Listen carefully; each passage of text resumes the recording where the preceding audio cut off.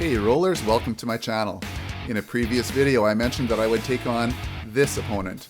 I'd seen him at several tournaments, but I had never seen him lose. As a blue belt, he walked through the competition, taking out big guys and higher belts along the way. In the match I want to highlight today, we were both purple belts, and it was my turn. In addition to being a Jiu Jitsu purple belt, he was a black belt in Judo and an accomplished wrestler. I was neither of these. You don't stand a chance. You don't stand a chance. You really don't stand a chance. Yeah, I know. About a half an hour before our no-gi match, we had been competing in the gi, which he used as an advantage by wrapping it around my neck. He brought me down and choked me by continuing to pull my collar tight across my carotids. He also controlled my body so I couldn't spin around and unwind the choke. While I wanted to forget about this loss, I wanted to remember the clear lesson he taught me about protecting my neck. And here we go, in this week's highlighted match, a 7-minute no-gi contest. I started by trying to find a strong grip on his wrist, or better yet, a 2-on-1, but he would have none of that. I tried an old Krav Maga technique where I tried to put him in a thumb hold with my eye socket. He somehow escaped that deadly submission, so now I focused on protecting my neck.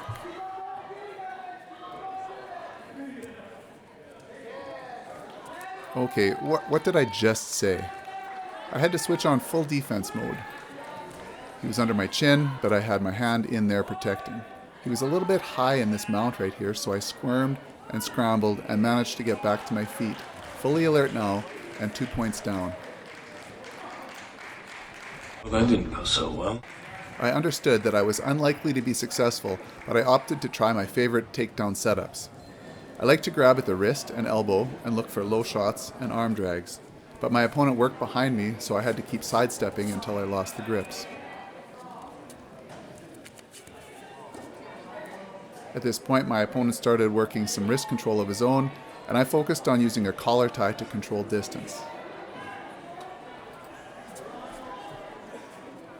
I didn't like the direction of things here, so I disengaged. I'm not a fan of guard pulling. Clearly, it's a better idea to get the takedown and control the match. Sometimes though, pulling guard seems like the best option. So that's what I did. Well, if you just sat down. Unfortunately, he made steady progress through my defenses until he was in my half guard. I took my top leg and worked it under his leg as a hook. I was planning to use it to flip him to the side and get up to my knees, but he denied that by grabbing my leg. Then he used the opening to take mount. He made me pay with some pressure for 1.5 minutes. He worked on no-gi Ezekiel's, and he tried to isolate my arm by forcing it up to my head. When he felt the time was right, he attacked an armbar. I blocked his leg, and then I sat up into his guard. After we were moved to the center, he got some very strong grips on my wrists, but I was able to press down on his hips and stand up.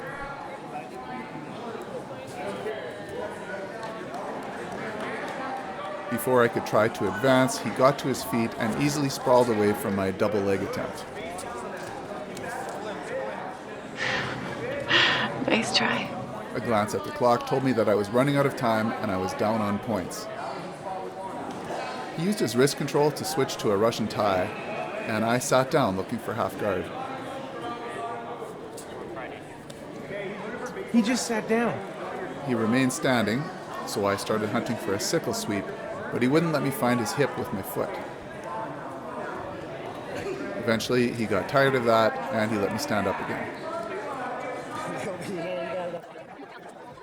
We never did much on our feet, and I ended up pulling him down into half guard. He responded by falling back into a straight ankle lock attempt.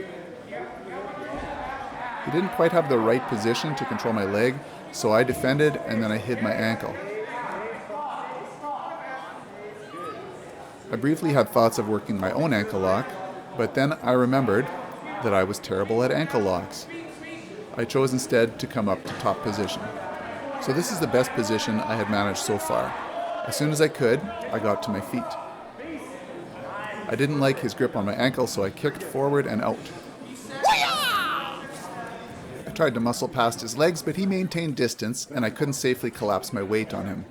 While I was working to get past his guard, he was setting up a Kimura. Before we found out how that would play out, we hit the edge of the mat, and the ref stood us up in the middle. and that's when the last seconds ticked away.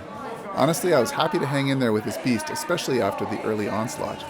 This match highlighted several weak areas and helped me to focus my training. If you enjoy my videos, please like, comment, and subscribe. And as always, thank you for watching.